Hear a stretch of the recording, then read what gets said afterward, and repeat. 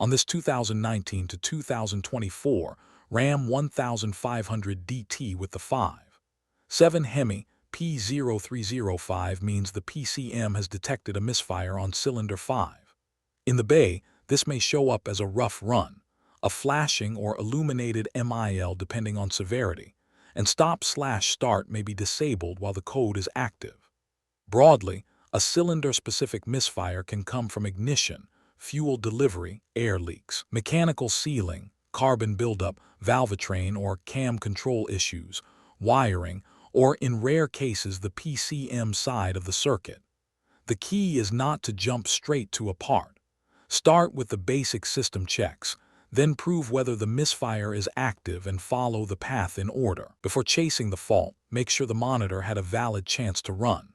The misfire monitor is gated by fuel level above 12%, battery voltage above 9 volts, ambient temperature above -23 degrees C, -4 degrees F, coolant temperature at engine start above -7 degrees C, 4 degrees F, or after a colder start when engine temperature reaches 21 degrees C, 8 degrees F. Engine speed is between approximately 400 RPM and 6,200 RPM, and the monitor is disabled during a decel fuel shutoff event. The code sets when the crankshaft speed variation between cylinders exceeds a calibrated value for the current speed and load. Turn the ignition on, read and record all codes and captured operating data, then try to reproduce those same conditions. During the road test, pay attention to when the cylinder 5 misfire shows up because that timing matters later. Watch the downstream oxygen sensors while the misfire is occurring, and use the misfire monitor to see which cylinders are actually counting misfires. If cylinder 5 is showing excessive misfires now, continue. If it is not, treat it as an intermittent condition instead of forcing the test path. Next, look at the codes you recorded. If there are active or pending faults tied to fuel control, ignition components, air handling, VVT or VVL, handle those first because they can create the cylinder misfire you are seeing. If those related systems are not setting active or pending faults, move into the misfire inspection. Now do a careful inspection before breaking out deeper tests. Look for accessory drive problems like belt wear or pulley misalignment and binding.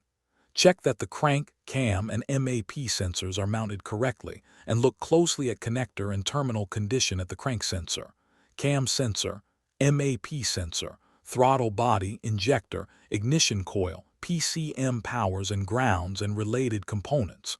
Also check for vacuum leaks, intake or exhaust restriction, signs of internal engine trouble, moisture on ignition parts, poor or insufficient fuel, and load-related conditions like bogging or towing overload. If you find a real problem here, repair it and verify the repair. If not, keep going. Check the engine and intake manifold for vacuum leaks. If the intake system is leaking, repair the leak and verify the repair.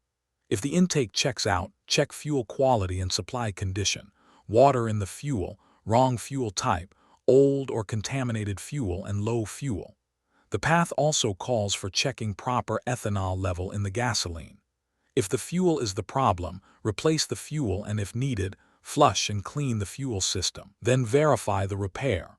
If fuel checks clean, continue to injector testing. Before opening or servicing any fuel hose, fitting, or line, release fuel system pressure.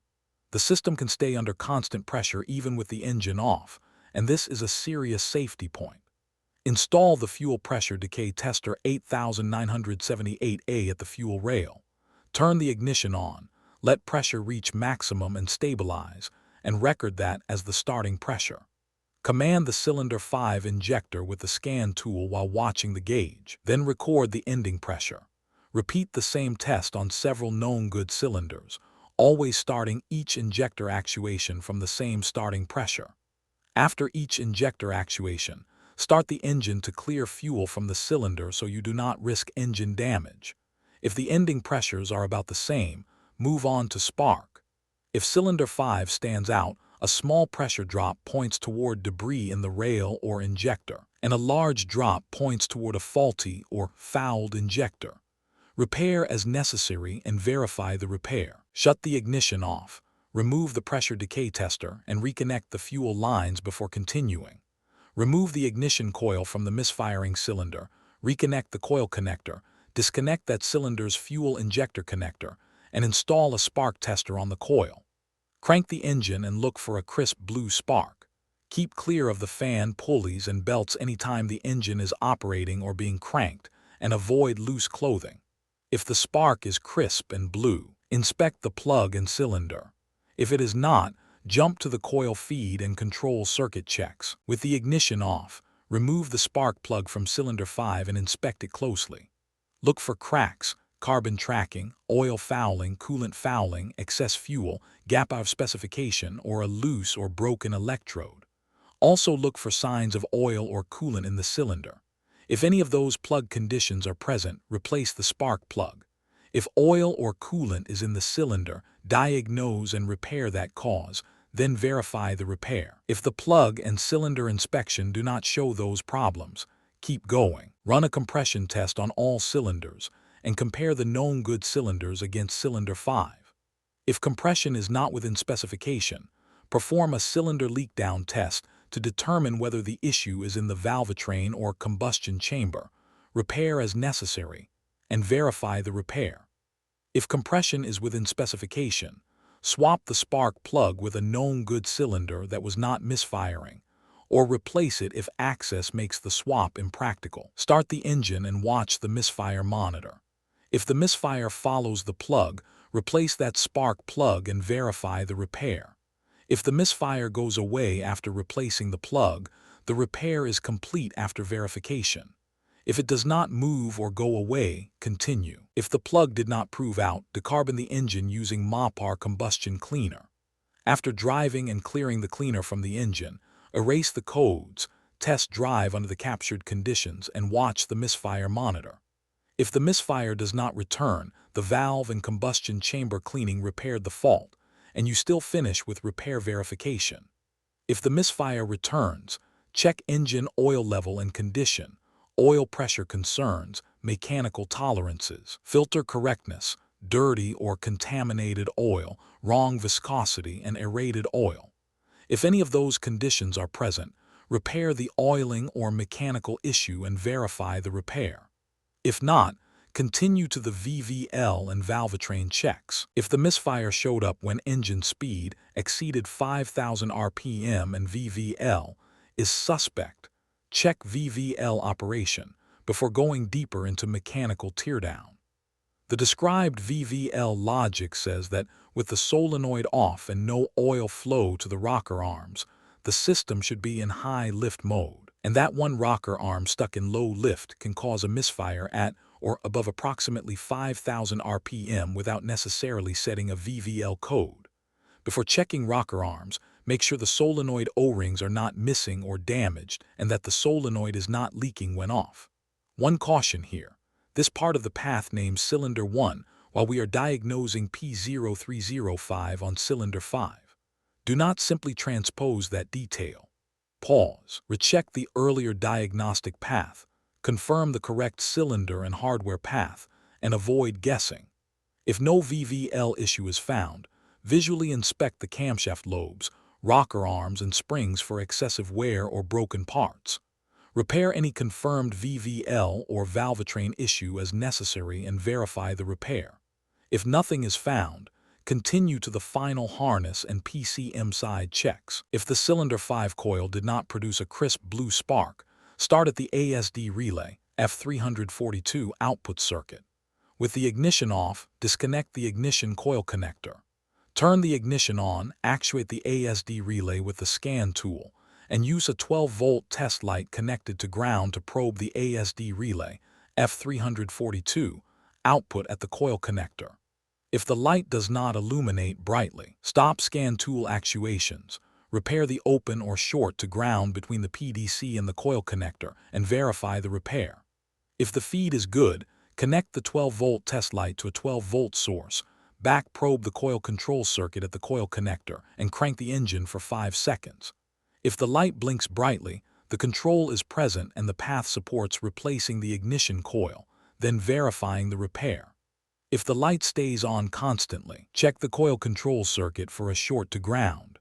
If the light stays off constantly, check for an open or high resistance. For the short to ground check, turn the ignition off, disconnect the PCM-C2 connector, and install the GPEC Diagnostic 10436 adapter on the engine harness side. Do not probe the PCM harness connectors directly. Doing that can damage the PCM terminals and create a poor terminal-to-pin connection. Check continuity between ground and the coil control circuit at the ignition coil connector. If continuity to ground is present, repair the short to ground and verify the repair. If there is no continuity to ground, move to the open circuit check. Measure resistance in the coil control circuit between the ignition coil connector and the GPEC adapter. If resistance is below 3.0 ohms, continue to harness connection checks. If it is not below 3.0 ohms, repair the open or high resistance and verify the repair. At this point, disconnect the PCM connectors, any related inline connectors if equipped, and the related component connectors. Inspect connector installation, locks, corrosion, water intrusion, weather seals, bent terminals, overheated terminals, push-back terminals, spread terminals, and terminal tension. Repair any condition found, then reconnect everything fully seated and locked. Erase the codes and operate the vehicle under the same monitored and set condition window. If P0305 returns after the circuit, connector, fuel, ignition, air, and mechanical paths have checked out, the path supports replacing and programming the PCM, followed by repair verification. If the code does not return, the wiring or poor connection problem has been repaired. The takeaway is simple. Prove the misfire is active. Isolate fuel, spark, air, mechanical, and control circuits in order, then verify the fix under the same conditions. For more diagnostic training, visit stepdiagnostics.com.